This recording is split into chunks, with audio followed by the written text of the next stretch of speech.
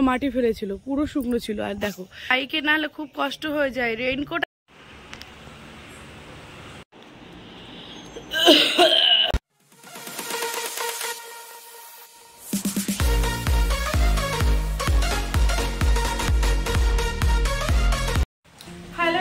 আমি সীমা, তোমাদের প্রত্যেককে জানাচ্ছি আমার চ্যানেলে স্বাগত। আশা করছি ঈশ্বরের কৃপায় তোমরা যে যেখানে আছো ভালো আছো, সুস্থ আছো। তাহলে চলো আর কথাটা না বাড়িয়ে আজকের ব্লগে চোখ রাখো। আর আরেকটা কথা ব্লগের শুরুতেই বলে দিচ্ছি, সেটা হচ্ছে যদিও আমার ভিডিওটা ভালো লাগে তাহলে অবশ্যই আমার চ্যানেল, ইউটিউব চ্যানেল সিম্পল সীমাকে সাবস্ক্রাইব করো। আর যারা ফেসবুক পেজ থেকে দেখছো তারা একটু ফলো করে দিও। তাহলে চলো এবার শুরু করা যাক। গোটা রাত বৃষ্টি হয়েছে আমাদের, মানে আগের দিন সকাল থেকে শুরু হয়েছে। চারিদিকে বাবা জল জমে গেছে। আমাদের বাড়িটা একটু উঁচু। এই দেখো আমার কর্তামশাই ছাদে এসেছিল মিশতে, আর ছাদে আসলে এই দেখো লাইট জ্বলবে। এই লাইটটা কবে থেকে জ্বলছে আমি জানি না, কারণ আমার ছাদে খুব কম আসে। আর বৃষ্টি শুরু হয়েছে, একটু দেখাই চারিপাশটা। একটু বৃষ্টি থেমেছে। বাবারে বাবা, থামলো সেই বৃষ্টি। এখনো মেঘলা মেঘলা, আবারও হবে। ভালোই হয়েছে একটু থামলো। মেয়েটার পরীক্ষা, বুঝলে, পরীক্ষা গতকাল বলেছিল যে ক্যান্সেল করবে, নোটিশ এসেছিল। তো দেখলাম বললো সকালের দিকে ঝিরিঝিরি হলে পরীক্ষা চলবে। পরীক্ষা হচ্ছে, বেরিয়ে গেল। আরে এই দেখো আকাশের অবস্থা। আমাদের পাশের বাড়ি, আমাদের পেছনের বাড়িতে একটু বৃষ্টি হলে কি অবস্থা হয় চলো দেখাচ্ছি। গাছগুলোর জন্য ঠিক করে দেখতে পাবে না। এই দেখো জল জমে ওদের বাড়িতে একটু বৃষ্টি হলেই প্রচুর পরিমাণে জল জমে। এবার তো তাও কম।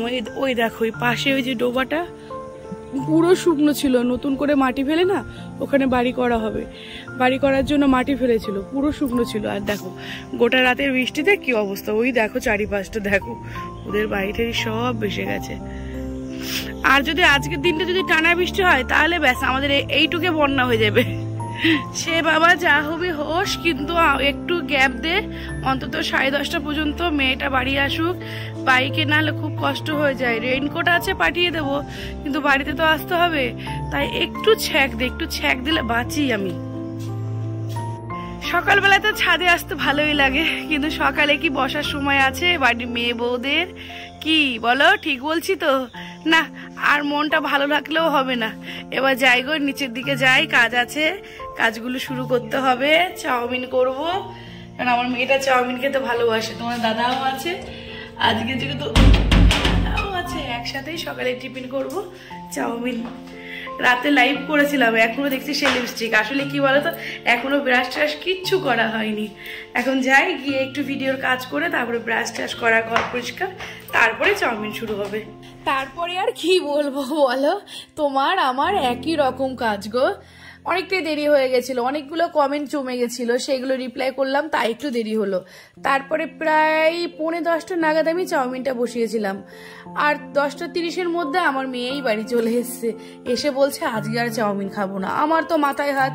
তারপর আমার জায়ের কাছে গেলাম, ওর ভাত হয়ে গেছে, ও সকালে রান্না করে।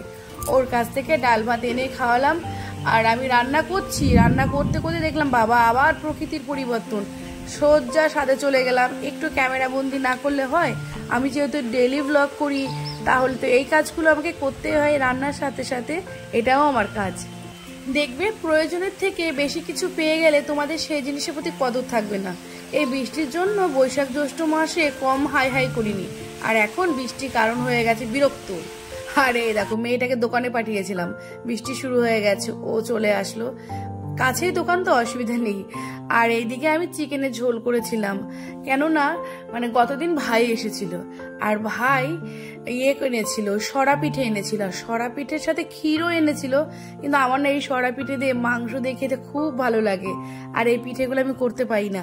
তাই ভাই এদিকে কাজে এসেছিল, দৌড় মেরে এসে পিঠেগুলো দিয়ে কোনো রকমের নাকে মুখে গুজে বাড়ি চলে গেছে। ওর কাজ থাকে তো, বেড়াতে খুব কম আসে, প্রয়োজনে বেশি আসে। আর এই যে ক্ষীর, এই ক্ষীর দিয়ে আমার খুব একটা ভালো লাগে না, কিন্তু এখন গুল্লুকে দেব, তাই প্লেটটা রেডি করলাম। আর এই কচু পাতা আনতে বলেছিলাম। এই কচু পাতাগুলো আমাদের এখানে চলে না, আর আমাদের পুরনো বাড়িতে আছে, কেউ খায় না, নোংরা জায়গায় হয়তো, আমিও খাই না। কিন্তু এই কচু পাতা না আমার বিশাল ভালো লাগে। এই কচু পাতা দিয়ে আমি ইলিশ ভাপে খাই, কচু পাতা ভাজা খাই, দারুণ খেতে লাগে আমার এইগুলো। আবার এইগুলো বাটা খাই। তোমরা কে কে খাও বলো তো? আর এটা কি কচু? আমরা তো কি বন কচু বলি, তোমরা কি বলো কমেন্ট করে বলো তো। বাহ, এ তো আরো এসছে, অনেক কষ্ট করে স্ট্রাগল করে উঠছে। আজকে দুপুরে আলু সিদ্ধ করে তোরাই খেলি রে, আমরা ডাল দিয়ে কি খাবো? কই আরেকজন কই? কই দিকে দিকে দিকে দিকে আরেকজন কই? দেখে ঝুলে আছে না উঠতে পারছে? দেখো তো, পাচ্ছে না।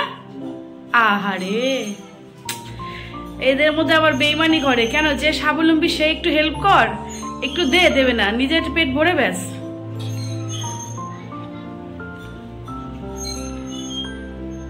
অতিথি, বর্ষায় আমার ঘরে অতিথির আগমন। আমার ওই ওপর তালা বলে কেউ আসতে চায় না, সবাই বলে বিরক্ত লাগে সিঁড়ি বেয়ে। আর এই তাই দেখো, এদের বিরক্ত লাগে না, তাই এটাই আমার মানে মেইন গেস্ট। ওই দেখো খাওয়ানো, দেখো ভালোবাসা, দেখো ইনাদের দেখেই বোঝা যায় জীবে প্রেম করে যেইজন সে বিষে ঈশ্বর। বাবা কি ভালোবাসা! বর্মশায়ের আমার জীবের প্রতি খুব প্রেম, জীব জন্তুকে বড্ড ভালোবাসে। এই বৃষ্টির মধ্যে এদিক ওদিকে খাবার পাইনি, ওদের একটু খাবার না দিলে হয়? বসে বসে খাওয়াচ্ছে, খাও। আসলে জীবজন্তুকে ভালোবাসা ভালো। আর আমি এখন স্নান টান হয়নি গো, আর যে মাংস আর পিঠে নিয়ে বসলাম। কার কার ভালো লাগে খেতে, ইচ্ছে হচ্ছে?